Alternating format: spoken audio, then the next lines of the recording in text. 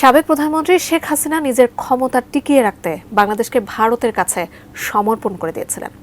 Rail থেকে শুরু করে আরও বিভিন্ন প্রকল্পে ভারতকে সর্বোচ্চ সহায়তা করেই মোদী সরকারের সাথে নিজের সখ্যতা বাড়িয়েছিলেন শেখ হাসিনা। আন্তর্জাতিক সংস্থা গ্লোবাল ডিফেন্স কর্পের এক প্রতিবেদনে উঠে এসেছে চাঞ্চল্যকর এসব তথ্য।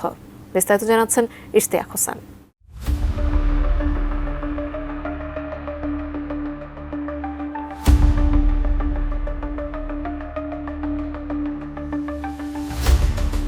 ভারত বাংলাদেশের প্রতিবেশী ও এশিয়ার তুলনামূলক একটি ক্ষমতাশীল রাষ্ট্র, যার ফলে ভারতের সঙ্গে সুসম্পর্ক বজায় রাখতে নিজের সবকিছুই উজাড় করে দিয়েছিলেন সাবেক প্রধানমন্ত্রী শেখ হাসিনা।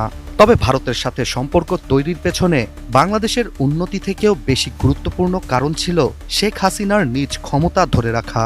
তাই তো রেল, রাস্তা, বন্দর এবং বিদ্যুৎ থেকে শুরু করে যে সকল খাতে ভারতকে সহায়তা করা যায়, সে সব খাতেই শেখ হাসিনা ভারতকে নির্দ্বিধায় তা প্রদান করেছে বলে উঠে এসছে গ্লোবাল ডিফেন্স কর্পের প্রতিবেদনে। মোদী সরকার ও শেখ হাসিনার মাঝে যে অকল্পনীয় সখ্যতা রয়েছে তার বহিঃপ্রকাশ হয় 2023 সালে বিশাল সব প্রকল্প ঘোষণার মাধ্যমে। সে সময় ভারতের প্রধানমন্ত্রী নরেন্দ্র মোদী এবং শেখ হাসিনা একটি ভার্চুয়াল অনুষ্ঠানে আখাউড়া আগরতলা আন্তঃসীমান্ত রেল সংযোগ, খুলনা মংলা বন্দর রেল লাইন এবং মৈত্রী সুপার থার্মাল পাওয়ার প্ল্যান্টের 2 নম্বর ইউনিটের উদ্বোধন করেন। Double million offer Walton fridge কিনে পেতে পারেন 20 লক্ষ টাকা, রয়েছে কোটি কোটি টাকার নিশ্চিত উপহার। মূলত এই প্রকল্পগুলোই বাংলাদেশকে ভারতের একটি পুতুল রাষ্ট্রে পরিণত করে, কেননা এসব প্রকল্পে বাংলাদেশ থেকে ভারতের স্বার্থই বেশি ছিল। আর এসব প্রকল্প বাস্তবায়নে দেশের স্বার্থ থেকে বেশি গুরুত্ব দেয়া হয় ভারতের প্রয়োজনীয়তাকে, যার ফলেই গ্লোবাল ডিফেন্স কর্প তাদের প্রতিবেদনটিতে বাংলাদেশকে বেলারুশের সাথে তুলনা করে, কারণ বেলারুশ রাশিয়ার পরিচালিত একটি স্বাধীন রাষ্ট্র। আখাউড়া আগরতলা আন্তঃসীমান্ত রেল সংযোগ প্রথমবারের মতো ভারতের উত্তর পূর্বাঞ্চলকে বাংলাদেশের সঙ্গে রেলপথে সংযুক্ত করবে বলে জানানো হয়, যা আরও ভালো সংযোগের সুবিধা দেবে এবং বাণিজ্য ও পর্যটনকে বাড়িয়ে তুলবে বলে দাবি করা হয়। তবে এর পেছনে মূল উদ্দেশ্য ছিল 7 সিস্টারকে ভারতের মূল ভূখণ্ডের সাথে সরাসরি যুক্ত করা। এসব করা হয় ভারতের তথাকথিত নেইবারহুড ফার্স্ট নীতি প্রতিষ্ঠার মাধ্যমে।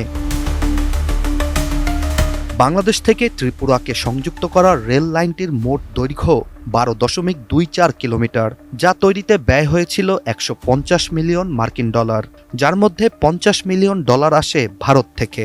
অবাক করার বিষয়টি হচ্ছে এই প্রকল্পের আওতায় বাংলাদেশে 6.78 কিলোমিটারের ডুয়েল গেজ লাইন বসানো হয়। আর এই লাইনটি বসানো হয় একমাত্র বাংলাদেশের মধ্য দিয়ে ভারতীয় ট্রেন চলাচলের সুবিধার্থে, যেখানে বাংলাদেশ সরকার ডুয়েল গেজ ট্রেনের জন্য নিজের থেকে অর্থ প্রদান করে বলেও জানা যায় প্রতিবেদন থেকে।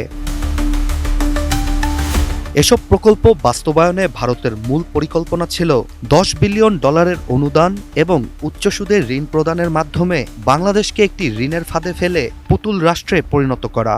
এছাড়া এসবের মাধ্যমে ভারত একটি পঞ্জি স্কিমও দাঁড় করায়, যাতে করে বাংলাদেশের আন্তর্জাতিক সব লেনদেন ভারতের মাধ্যমে হয়ে থাকে, যা বাংলাদেশি ব্যাংকগুলোকে ভারতের উপর নির্ভরশীল করে তোলে। ভারতের সাথে এত সব প্রকল্পের বিষয়ে শেখ হাসিনা উল্লেখ করেছিলেন যে এই সহযোগিতা ভারতের উত্তর পূর্বাঞ্চলে শান্তি ও স্থিতিশীলতা নিশ্চিত করেছে।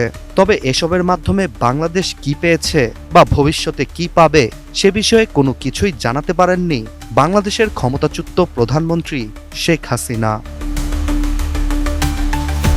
Ishtiaq Hossain, ATN news.